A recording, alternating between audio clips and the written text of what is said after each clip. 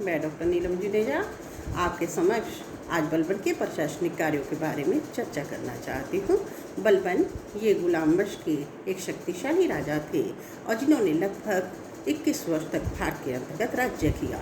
और जब वो गद्दी पर बैठे उस समय राज्य के अंतर्गत काफ़ी अव्यवस्था जो थी फैल चुकी थी और बलबन प्रशासन को सुदृढ़ बनाना चाहते थे और सुल्तान पद की खोई हुई गरिमा जो थी उसे अर्जित करना चाहते थे।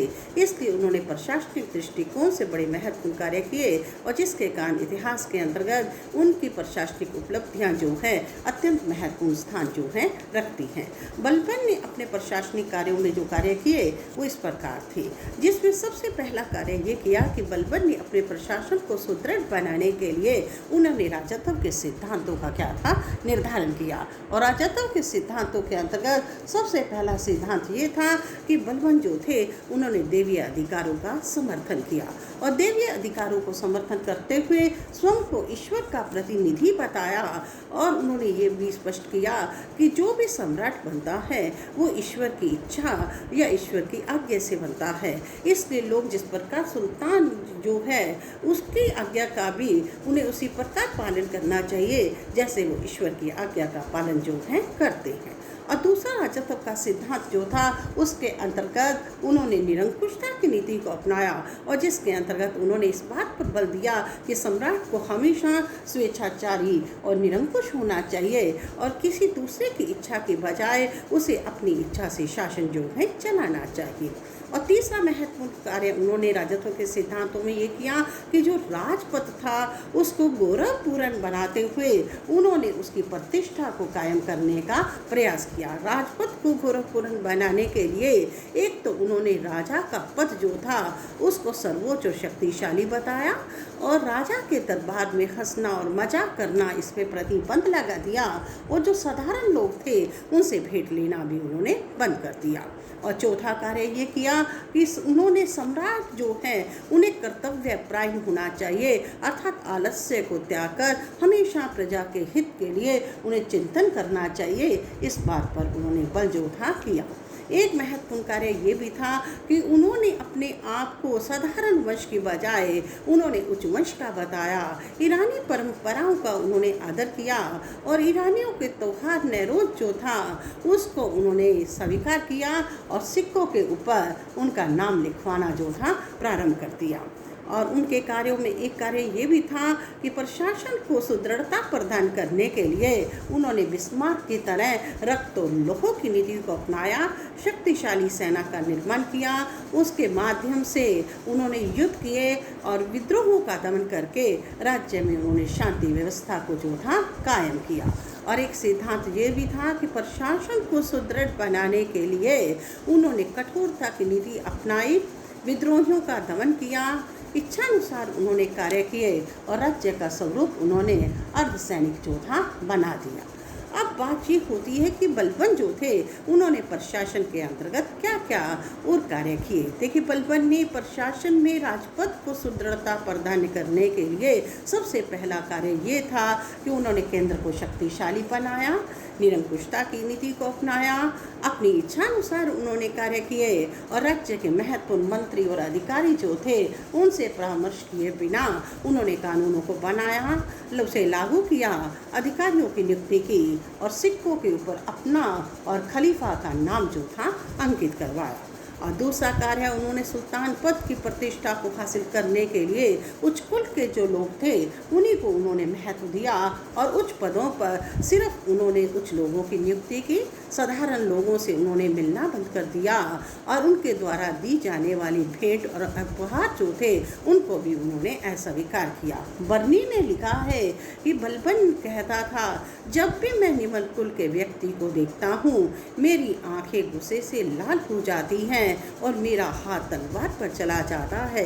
इससे ये स्पष्ट होता है कि बलबन ने निरंकुशता की नीति को जो था अपनाया और इस नीति को अपनाते हुए उसने प्रशासन के अंतर्गत कार्य किए। और निरंकुशता की नीति के अंतर्गत एक कार्य ये भी था कि बलबन ने मदिरा पान करना इसको बंद कर दिया और मदिरा के क्रय विक्रय के ऊपर उसने अंकुश लगा दिया और उसने बड़ी कठोरता की नीति को अपनाते हुए प्रशासन को चलाने का क्या था प्रयास किया।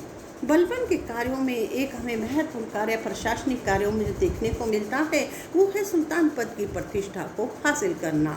बलबन गुलाम मशक एक ऐसे शासक थे जो सुल्तान पद की खोई हुई गरिमा को हासिल करना चाहते थे, जिसके लिए उन्होंने कई महत्वपूर्ण कार्य किए, जिसके अंतर्गत एक कार्य तो ये था कि उन्होंने जिले इलाही की उपाधि को धारण किया, जिसका अर्थ था अल्लाह का देवी प्रकाश।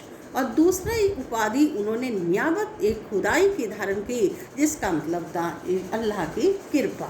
और तीसरा कार्य इन्होंने ये किया कि उन्होंने पैगंबर की उपाधि को धारण किया। पैगंबर का मतलब कि ईश्वर या अल्लाह के द्वारा इस धरती के ऊपर भेजा गया प्रतिनिधि। और एक महत्वपूर्ण कार्य ये भी किया कि उन्होंने राज्य के अंतर्गत सुल्तान पद की गरिमा को कायम करने के लिए राज दरबार में शिष्टाचार को बड़ा महत्व दिया। अमीर हाजिब जो शिष्टाचार विभाग का अधिकारी था, उसको उनके नियम का पालन करवाने के लिए पाबंद किया। और उन्होंने सिजदा और पैबोस के नियम को भी लागू किया। सिजदा का अर्थ होता था घुटने के बल झुककर सम्राट को यानी सलाम करना, और पैबोस का अर्थ होता था सुल्तान के पद का या पाम जो थे उसका चुंबन लेना। ये था इस परंपरा को शुरू करके उन्होंने राज दरबार के अंतर्गत नियम बनाए और उन्होंने कठोरता था इसका पालन किया, और लोगों के मन में राजा के प्रति सम्मान की भावना जो थी उसे उत्पन्न किया। एक महत्वपूर्ण कार्य उनका ये भी माना जाता है कि उन्होंने राज्य के अंतर्गत उलेमा जिनका संबंध धर्म के साथ था उनकी उपेक्षा की, और सिर्फ धार्मिक मामलों में उन्होंने उनकी राय ली और अन्य मामलों में उनकी राय जो थी या राजनीतिक कार्यों में उनकी सलाह लेना जो था बंद कर दिया। बलबन के कार्यों में अगर हम देखें तो एक महत्वपूर्ण कार्य गुप्तचर विभाग का निर्माण भी माना जाता है। देखिए, बलबन एक शक्तिशाली राज्य था, सुल्तान पद की गरिमा को हासिल करना चाहता था, राज्य में शांति और व्यवस्था भी कायम करना चाहता था, और राज्य में चोरी, डकैती, हिंसा और विद्रोहों का दमन करने के लिए उसने गुप्तचर विभाग का निर्माण किया, जिसे दीवाने बारीद के नाम से जाना जाता था। इसके अंतर्गत अनेकों गुप्तचरों की नियुक्ति की गई, और जिनको राज्य के अंतर्गत सूचनाओं को एकत्रित करने के लिए नियुक्त किया गया, और राज्य की ओर से उन्हें अच्छा वेतन जो था प्रदान किया गया, ताकि वो ईमानदारी से जो है कार्य कर सके। कुछ इतिहासकार कहते हैं कि बलबन के समय गुप्तचर विभाग का इतना आतंक था कि जो विद्रोही थे या अमीर थे वो अपने राज्य के अंतर्गत घरों में रहकर भी ऊंची आवाज़ में बात ना करके संकेत से अपनी बातें जो थे समझाते थे, क्योंकि उन्हें बलबन के दंड या उनकी कठोरता के कारण कठोर सजा का डर या भय जो था लगा रहता था। और बलबन के कार्यों में एक महत्वपूर्ण कार्य वैभवपूर्ण दरबार के बारे में भी मिलता है। देखिए, बलबन एक ऐसा सुल्तान था जो राज दरबार को यानी वैभवशाली बनाकर सुल्तान पद की गरिमा को कायम करना चाहता था। सुल्तान पद की गरिमा को कायम करने के लिए उसने बादशाही पोशाक पहनना शुरू कर दिया, और उसने अपने बैठने के लिए ऊंचा मंच जो था बनवाया, और अपने दोनों तरफ उसने नंगी तलवारें लेकर हबशी जो थे इनको तैनात कर दिया। और कहते हैं कि बलबन के दरबार के अंतर्गत हंसी करना, मजाक करना, इसके ऊपर प्रतिबंध लग गया। और कहते हैं कि बलबन के दरबार के बारे में दूर दूर तक चर्चा जो थी होने लगी। कुछ इतिहासकार ये भी कहते हैं कि बलबन के दरबार को देखने के लिए दूर से जो लोग आते थे वो उसे देखकर या तो आश्चर्यचकित हो जाते थे या डर के कारण कहते कि वो मूर्छित यानी हो जाया करते थे। अर्थात कहने का मतलब कि बलबन जो था उन्होंने राज दरबार को वैभवशाली बना के सुल्तान पद की प्रतिष्ठा को जो था कायम किया। अब हम बात करते हैं कि बलबन की न्याय व्यवस्था कैसी थी। देखिए, बलबन गुलाम वंश के शक्तिशाली राजा थे, निष्पक्ष न्याय के पक्षधर थे। निष्पक्ष न्याय व्यवस्था को अपनाते हुए उन्होंने स्वयं एक सर्वोच्च न्यायाधीश के रूप में कार्य किया। साधारण से साधारण अपराध के ऊपर उन्होंने कठोर से कठोर सजाएं भी थी, और न्याय के अंतर्गत अपने भाई, बंधु निकटवर्ती अमीर या विश्वास पात्र जो थे किसी को भी उन्होंने क्या था, नहीं बख्शा। जहाँ तक दंड की बात आती है, उनका दंड इतना कठोर था कि उनके समय में लोग जो थे अपराध और विद्रोह करने से भी क्या थे, डरते थे। कहते हैं कि हाथ, पाँव, नाक, कान काट लेना ये तो आम सजाएं होती थी और छोटी सी अपराध पर भी फांसी की सजाएं जो थी दी जाती थी। अर्थात कहने का अभिप्राय कि उनके समय में शारीरिक दंड अधिक दिया जाता था ताकि लोग जो हैं अपराध करने का साहस जो है ना कर सके। हम बलबन की सैन्य व्यवस्था की चर्चा करते हैं। देखिए, बलबन एक सैनिक था, सेना के महत्व को जानता था, साम्राज्यवादी नीति का समर्थक था, राज्य में शांति और व्यवस्था कायम रखना चाहता था और सेना को राज्य का महत्वपूर्ण अंग मानते थे। इसलिए उन्होंने सैनिक विभाग के अंतर्गत दीवाने आरिज नामक विभाग की स्थापना की। इमादु मुल्क जो थे उन्हें सेना का सेनापति बनाया। वृद्ध सैनिकों को हटाकर युवा सैनिकों की नियुक्ति की और उन्हें नगद वेतन दिया। और इसके साथ साथ उन्होंने सेना की अंतर्गत व्यवस्था को बनाए रखने के लिए ये भी कहा जाता है कि नगद वेतन के साथ साथ दाग और हुलिया प्रथा जो थी इसको शुरू किया और जिससे उसकी सैनिक व्यवस्था जो थी श्रेष्ठ बन गई और राज्य में शांति व्यवस्था जो थी कायम हो गई।